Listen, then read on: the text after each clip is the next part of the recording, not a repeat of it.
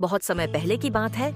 एक गांव में बहुत बड़े किसान रहते थे, लेकिन इस बार बारिश की वजह से उनकी सारी फसल बर्बाद हो गई थी। वह किस इतनी घाटी में चला गया था कि वह दूसरों की मजदूरी कर अपना घर चलाता था। गरीबी इतनी थी कि कभी-कभी काम न मिलने पर खाली पेट ही सोना पड़ता था।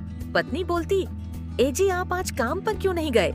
आज हमारे घर का चूल्हा कैसे जलेगा? आज हम क्या खाएंगे? हमें भूख ही रहना पड़ेगा।" सुशीला का पति बोलता है, "अरे सुशील, मुझे काम के लिए किसी ने कहा ही नहीं। फिर भी चलो, पास के गांव में देखकर आता हूँ। कुछ काम मिलता है तो अब आगे मदन पास के कुछ गांव में काम की तलाश में जाता है, लेकिन उसे किसी भी गांव में काम नहीं मिल पाता है और थक हार कर घर लौट आता है। अरे भाग्यवान, पूरा गांव छान मारा, लेकिन आज किसी भी गांव में कोई काम ही नहीं था। सुशीला बोलती है, "यह भगवान, आज फिर हम लोगों को भूखा ही सोना पड़ेगा। घर में थोड़ी भी अनाज नहीं है।" दूसरे ही दिन मदन को एक सेठ ने काम के लिए बुला लेता है। सेठ बोलता है, "अरे मदन, तुम मेरा एक काम करोगे?" मदन बोलता है, "काम तो कर लूंगा। क्या काम है सेठ?" बोलता है, "ध्यान से सुनो मेरी बात। पास के गांव में सेठ धनीराज को यह पोटली पहुंचानी है, लेकिन ध्यान से, इसमें बहुत कीमती सामान है।" मदन बोलता है, "हाँ मालिक, मैं सुरक्षित स्थान पर पहुंचा दूंगा।" पोटली में 2000 सोने के सिक्के थे। ये बात मदन को नहीं बताया था। सेठ ने मदन पोटली लेकर चला जाता है। कड़ी धूप होने के कारण मदन चलते चलते थक जाता है और बोलता है, "अरे बाप रे, आप बहुत गर्मी है। थोड़ी देर इस पेड़ के नीचे आराम कर लेता हूँ।" फिर मदन पेड़ के नीचे आराम करने लगता है और सो जाता है। वह पोटली एक चोर चुरा लेता है। जब मदन की आंखें खोल हैं, बोलता है, "वह बहुत अच्छी नींद आई। चलो पोटली लेकर चलता हूँ।" फिर बोलता है, "अरे मेरी पोटली कहाँ गई? ये भगवान है ऊपर वाले। अब मैं क्या करूँ? अब मैं सेठ को क्या मुंह दिखाऊंगा? सेठ मुझे अब छोड़ेगा नहीं। सेठ मुझे अब जान से मार देगा। यह भगवान, अब मैं क्या करूँ? भगवान, तुम ही कुछ कर सकते हो।" मदन सेठ के घर जाता है और बोलता है, "मालिक, मैं इतने सारे सोने के सिक्के कहाँ से लाऊंगा? मुझे माफ कर दीजिए, मुझसे गलती हो गई। मालिक, मुझे माफ कर दीजिए।"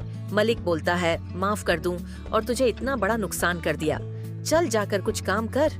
पूरा दिन काम करता, फिर भी सेठ उसे एक पैसा नहीं देता, सिवाय एक वक्त खाने के। मदन खाना लेकर घर चला जाता है और सारी बात अपनी पत्नी को बताता है।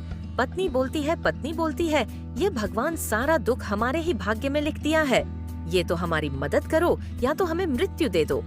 फिर दूसरे दिन मदन सेठ के यहाँ काम करने जाता है।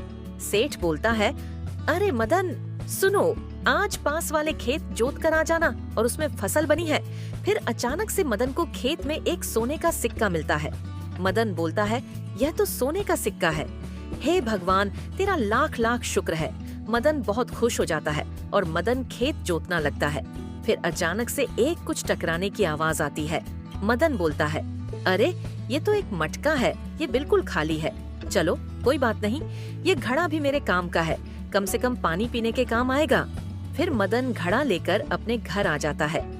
उसकी पत्नी बोलती है, "ए जी, ये घड़ा कहाँ से लेकर आए हो?" मदन बोलता है, "खेत में काम कर रहा था, पड़ा मिला था। और तुम्हें पता है, मुझे खेत में एक सोने का सिक्का मिला है।" और से सोने के सिक्के देखकर बहुत खुश हो जाते हैं वह लोग। पत्नी बोलती है, "ये भगवान तेरा लाख लाख शुक्र है। सोने के सिक्के के सहारे हमारा कुछ तो वक्त गुजर ही जाएगा।" और उसका पति बोलता है, "ये सोने के सिक्का घड़े में रख दो, मैं सुबह होते ही कुछ खाने पीने का सामान ले आऊंगा।"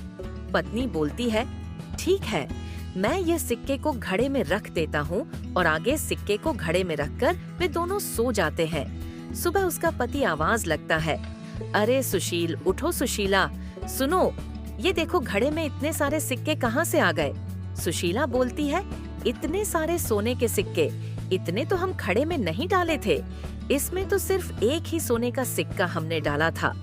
ये कहाँ से आ गए? मुझे लगता है ये कोई जादुई घड़ा है। चलो इसमें कुछ और डालकर देखते हैं।" मदन बोलता है, "अरे ये तो सच में एक जादुई घड़ा है।" फिर मदन 2000 सोने के सिक्के लेकर अपने सेठ के घर जाता है और बोलता है, "यह लीजिए, अब आपके 2000 सोने के सिक्के।" और सेठ बोलता है, "लव लव मेरे 2000 सोने के सिक्के।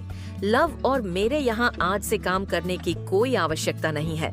मदन और आगे दोनों ही एक सब्जी की दुकान खोल लेते हैं। दोनों ईमानदारी से काम करते हैं। यह कहानी यहीं पर समाप्त होती है। मिलते हैं एक नई कहानी के साथ।